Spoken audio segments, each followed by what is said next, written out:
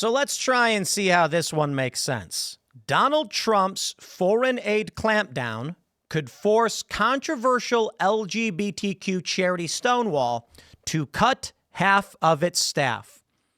So let's try this one more time. Why? Honest question, why is us shutting down foreign aid having anything to do with a British LGBT charity? Oh, it's because the way our government has long considered foreign aid, they think funding LGBTQ activism constitutes foreign aid. See, this is why I always tell everybody, do not call USAID USAID, because USAID isn't providing food and water to little starving children. That's the game they play. They want you to assume when you say USAID is being closed, Trump is shutting down USAID, they think that means food and water to starving children. For real. What does it really mean? It is political infiltration into foreign governments of political ideology.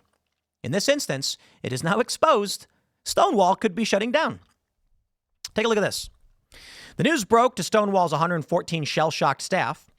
Insiders told the newspaper that up to 50% of the staff were now in the firing line. What?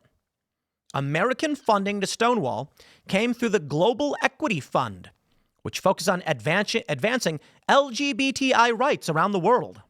Why? You know, Danny Polishchuk had this funny bit where he was being interviewed on 60 Minutes. It's fake. It's parody, obviously. And he's an employee who launches programs to turn other countries gay against their will. Yep. They say that over the past years, the U.S. has provided Stonewall with more than £500,000 of aid. Are you kidding? Why? Give that money to a 9/11 first responder. However, Mr. Trump has sought to clamp down on the cash being supplied to trans rights groups. Mr. Blake previously warned Trump's decision would hit Stonewall's work in Eastern Europe and the Caucasus, where it supports communities and law enforcement agencies to respond to anti-LGBTQ violence, often providing vital services to victims. Stonewall. Yeah, sure. News of the reported cuts to Stonewall comes after it was revealed the group was becoming increasingly more reliant on taxpayer money as its overall finances suffer. The group reported a deficit of more than £800,000 as its income fell, while it was forced to use up half its reserves. I'll tell you why. I'll make it simple for you. I'll play a video. We got this video from Ariel Scarcella that I think exemplifies the issue very well. Though this, I believe, is in America, the ideology still exposes itself. Gay men. Yeah, but we're femme presenting, so we were just shouting it. We were shouting that we were trans gay men because we are. Trans gay men! What is a trans gay man? Okay. Femme presenting trans gay man.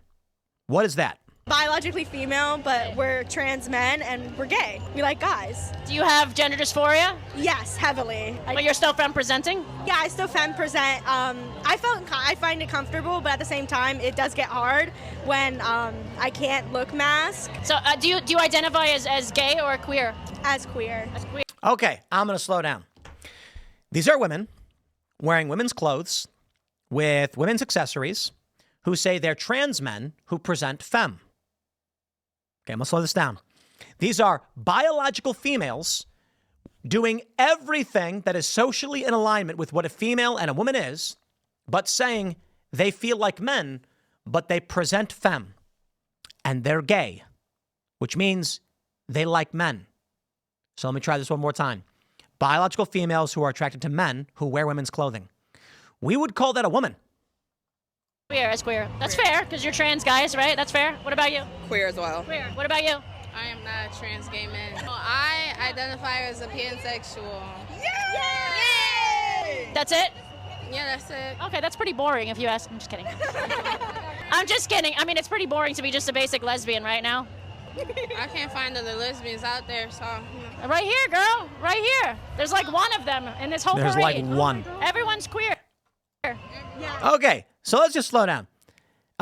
Here is Ariel Scarcella at what appears to be some kind of pride event.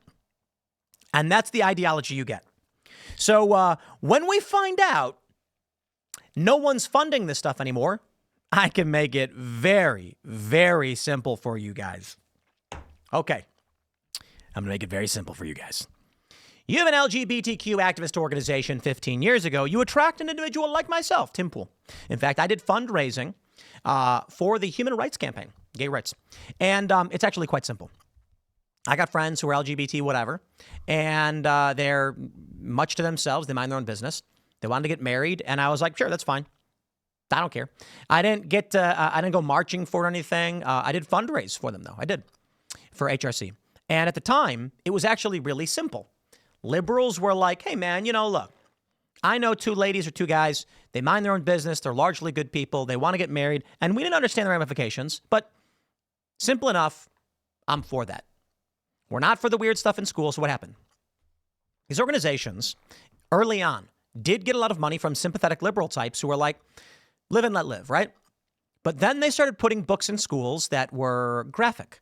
Then they started saying, well, we have to explain to children. I actually had a leftist say, I kid you not, sex ed is in the classroom, so why wouldn't LGBTQ sex ed? And I said, now hold on there a minute. Sex education is little boys are shown boys' anatomy with explanations of the birds and the bees, and girls are shown girls' anatomy with the birds and the bees. And we're explaining to children the process of reproduction that humans go through. LGBTQ stuff that you're talking about, these books, they show fetish stuff. That's not sex ed. And liberals and leftists argue it's the same thing. Literally, it's not. Absolutely not. So now what's happened is the liberal types like myself, who were once in favor of these organizations, are saying, I'm out. Y'all went nuts. We don't want any of these laws. And guess what?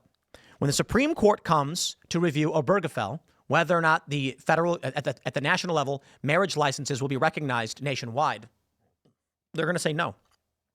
And you're going to end up with states, some that recognize gay marriage and some that do not. This will be the overturning of federal or national gay marriage. And you know what's going to happen? People like me are going to say, I'm out, bro. I ain't getting involved. So these organizations aren't receiving money anymore.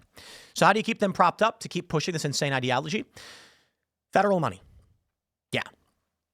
Some people are lesbians. Some people are gay. Yeah. Okay. So look at this. Stonewall's annual report for 23 and 24 admits it endured challenging operating conditions and incurred a deficit of 858,000 pounds.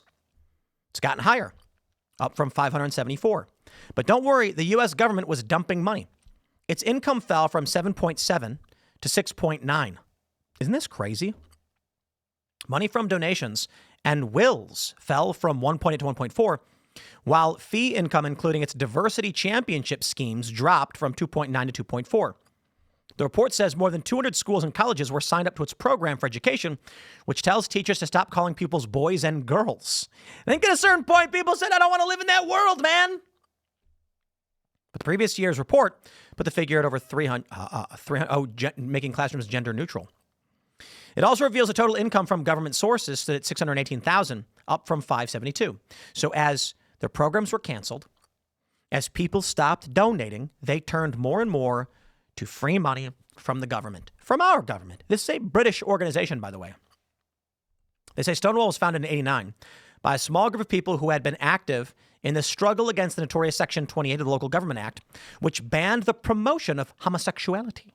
It grew into a powerful body, advancing the cause of equality for disenfranchised groups. Now, there's no equality. Taking away boy and girls into equality, that's the excuse they use. The reality is they got nothing left to fight for. And I think that's how I describe it. You have civil rights white blood cells, as it were. And so let's say you've got racism and discrimination, and we ultimately were like, guys, let's just let people shop where they want to shop and live where they want to live, okay? And what ends up happening is, I refer to it as these white blood cells attacked racism and said, racism is bad, discrimination is bad. But what happens when we passed the laws and ended all of it? Then you ended up with these woke organizations having nothing left to fight. So you had, lupus. You have a bunch of white blood cells attacking healthy cells. White blood cells attacking Donald Trump, right? These activists that once were supposed to stand up for something that was actually fairly moderate have gone off the deep end with nothing left to go after. So now you have these activists advocating for weird books in schools. And this is going to cause a backlash. It's caused a backlash. Trump won. Where we go next?